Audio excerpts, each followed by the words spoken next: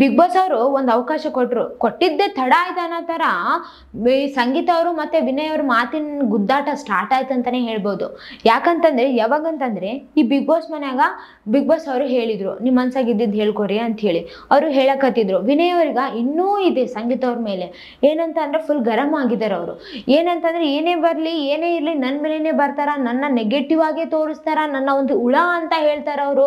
ಯಾವಾಗಲೂ ನೆಗೆಟಿವ್ ಮೈಂಡೇ ಇರ್ತಾರ, ನಾನಂದರೆ ಸಾಕು ಉರ್ದು ಬೀಳ್ತಾರ ಅವರು, ನನ್ನ ಮೇಲೇನೆ ಇರ್ತಾರ, ನಾನು ಅದಕ್ಕೆ ಸುಮ್ಮನಿದ್ದೀನಿ ಅನ್ನೋ ಥರ ಎಲ್ಲ ಮಾತಾಡಕತ್ಬಿಟ್ಟಿದ್ರು ವಿನಯ್ ಅವರು. ಆಮೇಲೆ ಇದೆಲ್ಲ ಆಯ್ತಲ್ವಾ, ಇದು ಎಲ್ಲ ಮಾತಿಂದು ತಿರುಗೇಟ್ ಕೊಡ್ಬೇಕಲ್ವಾ, ಕೊಟ್ಟಿಲ್ಲ ಅಂದರೆ ಅದು ಕರೆಕ್ಟ್ ಆಗಂಗೇ ಇಲ್ಲ. ಅದಕ್ಕೆ ಸಂಗೀತ ಅವ್ರು ಕೂಡ ಹೇಳಕತ್ತಿದ್ರು ನಾನು ಆ ಥರ ಇಲ್ಲ ನೀವು ಆ ಥರ ಅಂತ ಹಿಂಗೆಲ್ಲ ಮಾತಾಡ್ಕೊತ್ಬಿಟ್ಟಿದ್ರು. ಫುಲ್ಲು ತುಂಬ ಮಾತಿನ ಗುದ್ದಾಟ ಆಯ್ತಂತಾನೆ ಹೇಳ್ಬೋದು. ಅಲ್ಲಿ ಸಂಗೀತ ಅವರು ಹೆಂಗಂತೇಳಿ ನಿಮ್ಗೆಲ್ರಿಗೂ ಗೊತ್ತೇ ಅದ. ಅವ್ರು ಏನೇ ಇದ್ರು ಕೂಡ ಸುಮ್ಮನೆ ಇರಂಗಿಲ್ಲ ಅವರು. ಅವ್ರ ಮನ್ಸಾಗಿ ಈಗ ಹೇಳಬೇಕು ಇದು ಅನ್ಬೇಕಂತಂದ್ರೆ ಅಂದೇ ಬಿಡ್ತಾರೆ ಅವರು. ಎದುರು ಯಾರಿದಾರೋ ಯಾರಿಲ್ಲೋ ಅದು ನೋಡಂಗೇ ಇಲ್ಲ.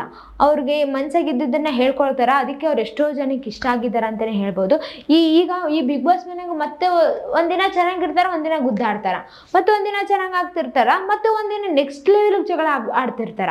ಇದೇ ಸರಿಯಾಗಿ ಅನ್ಸವಲ್ತು. ಯಾಕಂತಂದ್ರೆ ಫಸ್ಟ್ ಇಂದನೂ ಕೂಡ ಇದೇ ನಡೆಯಕತ್ಬಿಟ್ಟದ ಇವ್ರಿಬ್ಬರ ಮಧ್ಯೆ. ಪಾಪ ನಮಗೆ ನೋಡೋರಿಗೆ ಅವರಿಬ್ಬರು ಖುಷಿಯಾಗಿದ್ದಾಗ ಚೆನ್ನಾಗಿ ಅನಿಸುತ್ತೆ, ಬಟ್ ಮತ್ತೆ ಗುದ್ದಾಟ ಆಡ್ಬಿಡ್ತಾರ.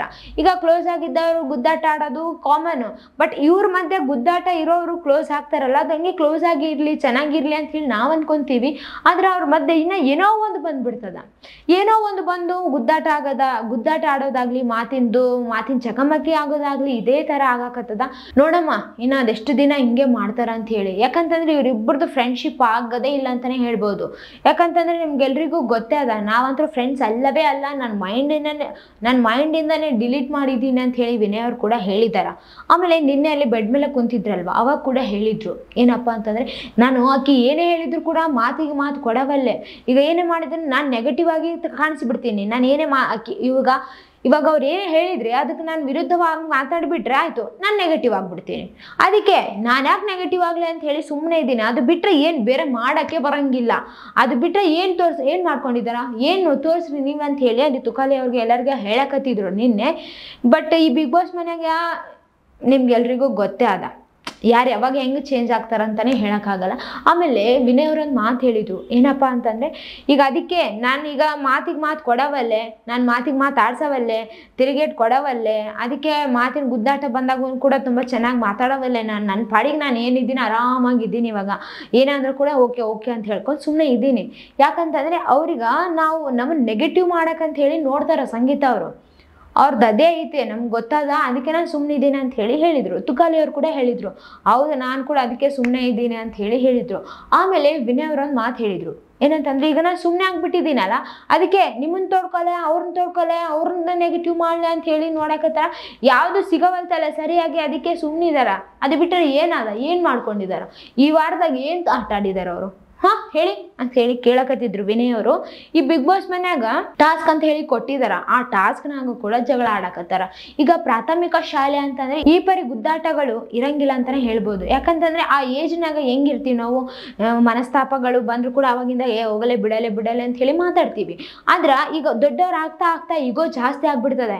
ನಾನು ಯಾಕೆ ಮಾತಾಡ್ಸ್ಲಿ, ಅವರೇ ಮಾತಾಡ್ಸ್ಲಿ, ಬಿಟ್ರೆ ಬಿಡ್ಲಿ, ನಾನೇನು ಆರಾಮಿದ್ದೀನಿ, ನಾನು ಹಿಂಗೆ ಇರ್ತೀನಿ, ನಾನು ಯಾರು ಕಾಲಿಗೆ ಹೋಗಿ ಬೀಳಂಗಿಲ್ಲ, ಯಾರಿಗೂ ನಾನಾಗಿ ಮಾತಾಡ್ಸಕ್ಕೆ ಹೋಗಂಗಿಲ್ಲ ಅಂತ ಹೇಳಿ ಈಗೋ ಜಾಸ್ತಿ ಆಗ್ಬಿಡ್ತದ. ಆದರೆ ಈ ಪ್ರಾಥಮಿಕ ಶಾಲೆಯಲ್ಲಿ ಅಂಥವೆಲ್ಲ ಏನು ಇರಂಗೇ ಇಲ್ಲ.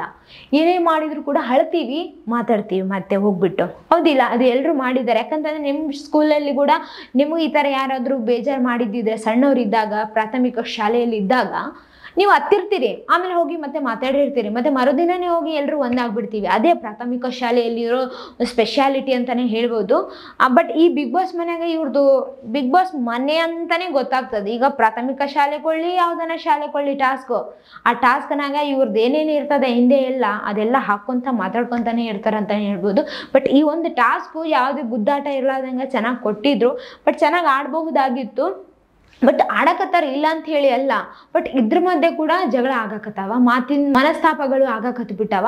ನೋಡಮ್ಮ ಈ ಮನಸ್ತಾಪಗಳು ಹಿಂಗೆ ಕಂಟಿನ್ಯೂ ಆಗ್ತಾವ, ಕಮ್ಮಿ ಆಗ್ತಾವ ಅಂತ ಹೇಳಿ. ಯಾಕಂತಂದ್ರೆ ನಾಳೆ ಒಂದು ಬೇರೆ ಟಾಸ್ಕ್ ಅಂತ ಕೊಟ್ರೆ ಬಿಗ್ ಬಾಸ್ ಅವರು, ಅವಾಗ ಯಾರ್ಯಾರು ಹೆಂಗೆ ಆಗ್ತಾರ ಟೀಮ್ ಅಂತ ಹೇಳಿ ನಮ್ಗೆಲ್ರಿಗೂ ಗೊತ್ತೇ ಆಗಂಗಿಲ್ಲ. ಯಾಕಂತಂದ್ರೆ ಬಿಗ್ ಬಾಸ್ ಅವ್ರ ಕೈಯಾಗ ಇರ್ತದ. ಈಗ ಜಗಳ ಆಡಿದವ್ರನ್ನ ಒಂದ್ ಟೀಮಾಗ ಹಾಕ್ತಿರ್ತಾರ, ಒಂದಿದ್ದವ್ರನ್ನ ದೂರ ಮಾಡ್ತಿರ್ತಾರ ಟೀಮ್, ಹಂಗ ಆಗ್ತಿರ್ತದ. ಹೇಳಕ್ಕೆ ಆಗಂಗಿಲ್ಲ ಹೆಂಗ್ ಚೇಂಜ್ ಆಗ್ತದ ಅಂತ ಹೇಳಿ. ನೋಡಮ್ ನಾಳೆ ಯಾರ್ಯಾರು ಯಾವ್ಯಾವ ಟೀಮ್ನಾಗ ಹೋಗ್ತಾರ, ಹೆಂಗ್ ಹಾಡ್ತಾರೋ, ಮತ್ತೆ ಮನಸ್ತಾಪಗಳು ಆಗ್ತಾವ ಇಲ್ವಾ ಅಂತ ಹೇಳಿ. ಆದ್ರೆ ಈ ಬಿಗ್ ಬಾಸ್ ಮನೆ ಯಾರ ಮಧ್ಯೆ ಕೂಡ ಮನಸ್ತಾಪ ಆಗದೆ ಚೆನ್ನಾಗಿರ್ಬೇಕಂತ ಹೇಳಿ ನಾನು ಅನ್ಕೊಳಕತ್ತೀನಿ. ಮತ್ತೆ ನಿಮ್ಗೆ ಏನ್ ಅನ್ಸಿತ್ತು? ಆಮೇಲೆ ಸಂಗೀತ ಅವರು ಮತ್ತೆ ವಿನಯ್ ಅವ್ರದ್ದು ಮುಗಿಬಹುದಾ ಜಗಳ? ಮುಗಿಯಲ್ವಾ? ಆಮೇಲೆ ಈ ಬಿಗ್ ಬಾಸ್ ಮುಗಿಯತನ ಕೂಡ ಇವ್ರದ್ದು ಹಿಂಗೆ ಕಂಟಿನ್ಯೂ ಆಗುತ್ತಾ ಹೇಗೆ ಗೊತ್ತಿಲ್ಲ. ನಿಮ್ಗೆ ಏನ್ ಅನ್ಸಕತ್ತದಂತ ಹೇಳಿ ಕಮೆಂಟ್ನಾಗ ತಿಳಿಸ್ರಿ. ಇದೇ ತರ ಮತ್ತಷ್ಟು ವಿಡಿಯೋಸ್ಗಾಗಿ ನಮ್ಮ ಚಾನಲ್ ಅನ್ನು ಲೈಕ್ ಮಾಡಿ, ಶೇರ್ ಮಾಡಿ, ಸಬ್ಸ್ಕ್ರೈಬ್ ಆಗಿ. Thank you.